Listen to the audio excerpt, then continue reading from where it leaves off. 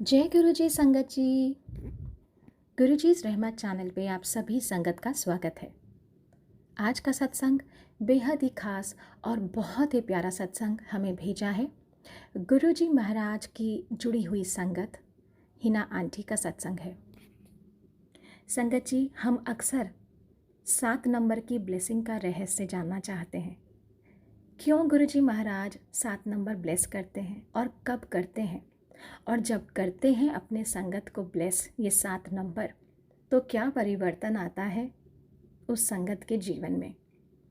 आज का सत्संग बहुत प्यारा सत्संग है जो कहीं ना कहीं आप सब संगत उससे जुड़ पाएगी। चलिए सुनते हैं हिना आंटी की ज़ुबानी एक बेहद ही खास चमत्कारी सत्संग, कैसे गुरुजी महाराज ने उनका जीवन परिवर्तित करा 7 नंबर की ब्लेसिंग देकर। जय गुरुजी, शुक्राना गुरुजी। जय गुरु जी संगत जी। ओम नमः शिवाय। शिव जी सदा सहाय। ओम नमः शिवाय। गुरु जी सदा सहाय। संगत जी, काफ़ी टाइम से मैं अपना एक सत्संग शेयर करना चाहती थी, जिस सत्संग की वजह से आज मैं लाइव हूँ। मैं आप लोगों के साथ वो सत्संग शेयर कर सकती हूँ। गुरु जी की कृपा से सब कुछ बहुत मुश्किल था, लेकिन बहुत गुरु जी की कृपा से बहुत ब्लेसिंग्स मिली। सब कुछ बहुत अच्छा होता चला गया। जैसे जैसे गुरुजी ने अपनी कृपा बनाए रखी, सब कुछ बहुत अच्छा होता चला गया। गुरुजी ने हाथ थामे रखा, बहुत ज़्यादा भरी हुई कीचड़ से मुझे निकाला। ग्रैटिट्यूड हमेशा, हर चीज़ के लिए शुक्राना गुरुजी। इस पल, जिस पल मैं अलाइव हूँ, ठीक हूँ, अपने बच्चों के साथ, अपने परिवार के साथ, अपने हस्बैंड के साथ हूँ, सिर्फ़ और सिर्फ आपकी ब्लेसिंग्स, आपका हाथ हमारे सर पे था, इसलिए हूँ। तो सत्संग जी, बात 2023 की है। मेरी किडनी दोनों ख़राब हो चुकी थी 2023 तक, और ये 6-7 साल से ख़राब ही थी। मेरी ट्विन्स बच्चों की डिलीवरी हुई थी, उसमें मेरी किडनी ख़राब हो चुकी थी। उसका ट्रीटमेंट चल रहा था बहुत टाइम से, बट वो नहीं सही हो पा रही थी। तो 2023 में मेरे फादर ने डिसाइड किया कि वो अपनी किडनी मुझे देंगे, और हमने ट्रांसप्लांट के लिए प्रिपेयर किया। उसके बाद संगत जी, क्योंकि प्रोसेस बहुत लंबा था और मेरी तबीयत बिल्कुल ठीक नहीं थी, बिल्कुल वीक हो चुकी थी, तो मेरी डायलिसिस चल रही थी। हर डायलिसिस मेरे लिए इतनी मुश्किल होती थी कि मैं वो क्रॉस ही नहीं कर पाती थी। वो 4 घंटे का प्रोसेस मेरे लिए 4 साल के बराबर हो जाता था। तभी वहाँ डायलिसिस की एक यूनिट ऐसी होती है कि वो यूनिट आपका परिवार बन जाती है। सारे लोग हैं, हर दूसरे दिन, तीसरे दिन सब लोग आते हैं, तो बहुत मिलना हो जाता है। तो क्या हुआ कि एक दी आती थी, जो मुझे हमेशा बहुत मोटिवेट करती थी कि तुम सही हो जाओगी, ऐसे है, वैसे है। तो उन्होंने उस दिन मेरे हस्बैंड को बुला के बोला कि क्या हुआ, हमेशा जब भी डायलिसिस होती है, हिना की तबीयत इतनी ख़राब होती है, और भी लोग हैं सब डायलिसिस कराते हैं, पर पता नहीं क्यों इसके साथ इतनी ज़्यादा दिक्कत रहती है। तो उन्होंने कहा, हाँ जी दी, पता नहीं क्या होता है, ये डायलिसिस बिल्कुल फेस नहीं कर पाती। तो उन दी ने बोला कि मैं बड़े मंदिर जाती हूँ, वहाँ गुरुजी हैं, और उनकी ब्लेसिंग्स मैं हिना के लिए देना चाहती हूँ। देनी तो मुझे किसी और अंकल को थी, जो कि 6-8 महीने से मुझसे गुरुजी की ब्लेसिंग्स और जल प्रसाद मांग रहे थे, लेकिन मैं वो उनको आज देने के लिए लेकर आई, तो वो पता नहीं हैदराबाद क्यों चले गए।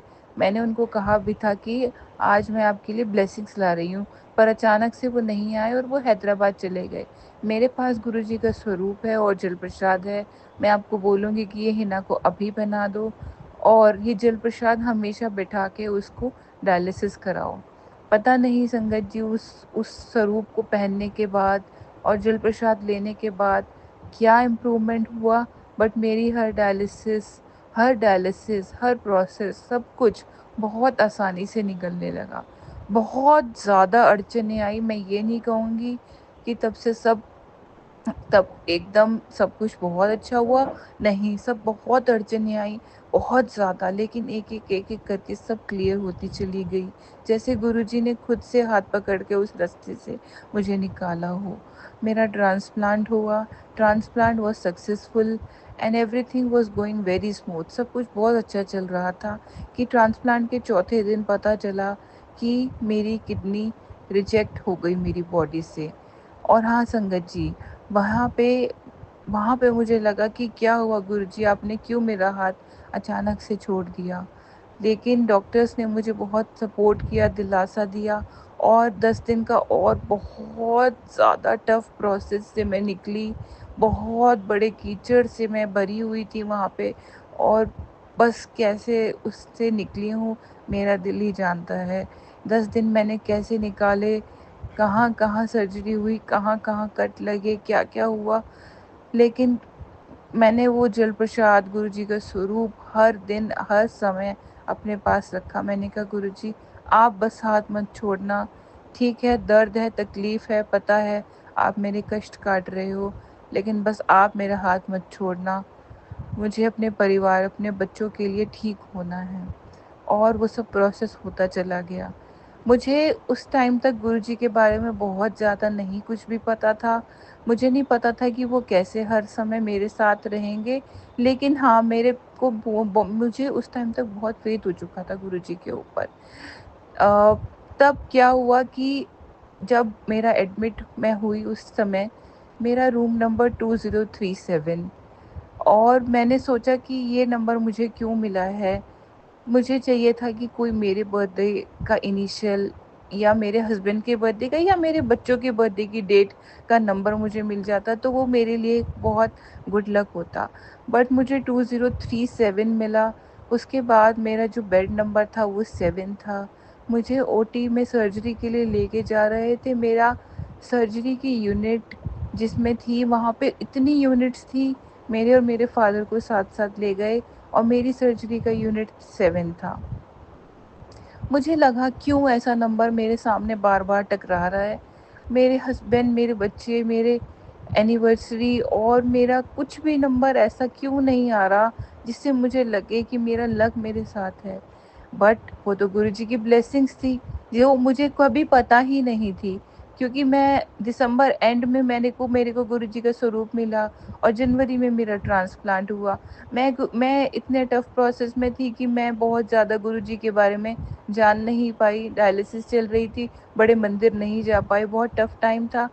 बेड नंबर 7, उसके बाद वहाँ से मुझे निकाला, आईसीयू में मुझे रखा, वहाँ 7, हर जगह मेरा पता नहीं कैसे रूम नंबर, बेड नंबर, सब कुछ एंड तक 7 ही होता चला गया। मैं घर आई 15-16 दिन के बाद। मुझे बहुत अच्छा लगा। मैंने गुरुजी का लाख-लाख शुक्राना किया, सब कुछ किया। वहाँ से मैंने मंत्र जाप करना शुरू किया, सत्संग सुनने शुरू किए। मुझे 3 महीने अकेले रहना था। 15 दिन हॉस्पिटल में भी मैं अकेले रही, और मेरे से फ़ोन ले लिया गया। मेरे रूम में कोई अलाउड नहीं था। 3 महीने मुझे रूम में अकेले रहना था, कोई अलाउड नहीं था। टीवी, फ़ोन ये मुझे दे दिया गया था घर आके। मैं हमेशा गुरुजी के सत्संग सुन के वो टाइम अपना मैंने बहुत ज़्यादा अपने आप को ब्लेस फ़ील किया उस टाइम में, और सब कुछ वहाँ से अच्छा होता चला गया। जब मुझे वहाँ मैं अकेली रही, मैंने गुरुजी के बारे में जानना शुरू किया, तब मुझे रियलाइज़ हुआ धीरे-धीरे कि क्यों 7 नंबर हर जगह, हर पल, हर जगह मुझे हॉस्पिटल में, बेड में, आईसीयू में, सब जगह दिख रहा था। मैंने कहा ये तो गुरुजी की ब्लेसिंग्स, मतलब हर टाइम मेरे साथ चल रही थी। बहुत जगह मुझे लगा गुरुजी ने मेरा हाथ छोड़ दिया, पर नहीं, वो तो ब्लेसिंग्स सुनो अपने साथ-साथ मुझे लेके चल रहे थे। संगत जी, 6 महीने ट्रांसप्लांट के बाद इतने अच्छे निकले। सब कुछ गुरुजी ने बहुत अपना हाथ थामे रखा, सब बहुत अच्छा चला। मैंने सोचा था कि मैं सत्संग करूँगी, पर मैं सत्संग नहीं कर पाई। उसके बाद 6 महीने के बाद अचानक से मेरी बॉडी ने मेरी किडनी को रिजेक्ट कर दिया, और हम बहुत ही मुश्किल समय में चले गए वापस। सब कुछ वही सामने आ गया। डॉक्टर ने बोला बहुत मुश्किल है, ये है, वो है। 2 महीने रह गए संगत जी। क्या प्रोसेस था, क्या नहीं था, मैं नहीं समझ पा रही। किसी एक संगत जी का मुझे फ़ोन आया, उन्होंने मुझे बहुत समझाया, कहा आपके कष्ट कट रहे हैं। ज्योति आंटी, इन्होंने मुझे बहुत ज़्यादा समझाया कि गुरुजी तुम्हारे साथ हैं हर पल, सब कुछ अच्छा होगा। और वहाँ पे सारी चीज़ें, सब कुछ इतना मुश्किल होता चला गया। बैक टू बैक मेरी सर्जरी हो रही थी, लेकिन कुछ सही नहीं हो पा रहा था। उस टाइम मुझे ज्योति आंटी ने कहा, आप जाओ अपने हस्बैंड को भेजो, मंदिर से लोटा ब्लेस करा के लेकर आओ।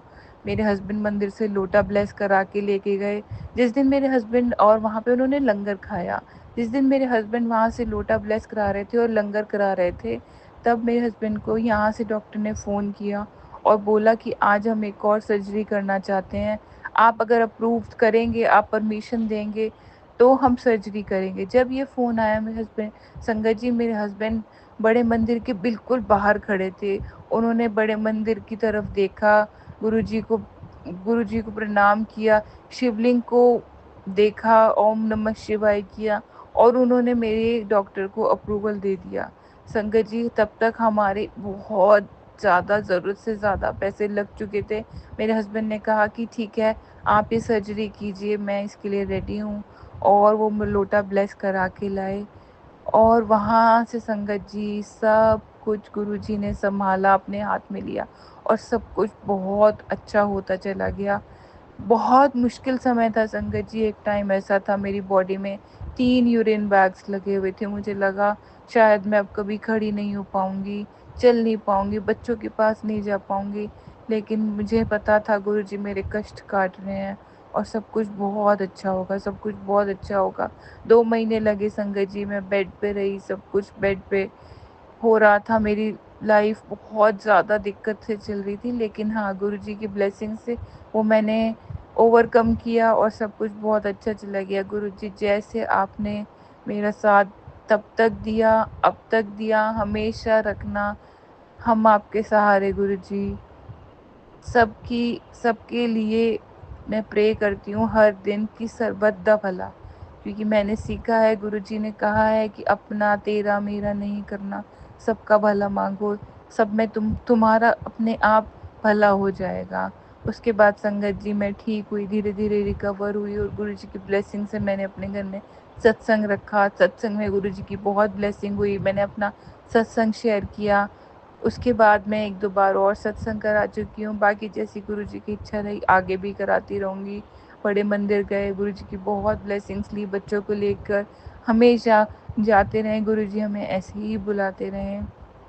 संगत जी इस सत्संग को शेयर करने में कोई भी मेरे वर्ड्स ख़राब हुए हों या कुछ भी मैंने गलत बोल दिया हो या किसी के लिए कोई भी हर्टिंग या कुछ भी हो, तो मुझे माफ़ करना। मुझे अपना सत्संग शेयर करना था क्योंकि बहुत दिन से मुझे गुरुजी का मैसेज आ रहा था, मुझे कनेक्टेड फ़ील हो रहा था कि सावन है, मैं बड़े मंदिर नहीं जा पा रही, लेकिन आज सावन का लास्ट सोमवार था, तो मुझे अपना सत्संग शेयर करना था गुरुजी आप सबके साथ। गुरुजी अपनी ब्लेसिंग्स हम सबके ऊपर हमेशा बनाए रखें, सर्वदा भला। ओम नमः शिवाय, शिव जी सदा सहाय, ओम नमः शिवाय, गुरु जी सदा सहाय। जय गुरु जी, शुक्राना गुरु जी, अनंतम शुक्राना। हर वेले, हर लम्हा, हर पल शुक्राना, हर सांस के लिए शुक्राना गुरु जी। सब पे अपनी ब्लेसिंग्स बनाए रखना। जय गुरु जी, शुक्राना गुरु जी।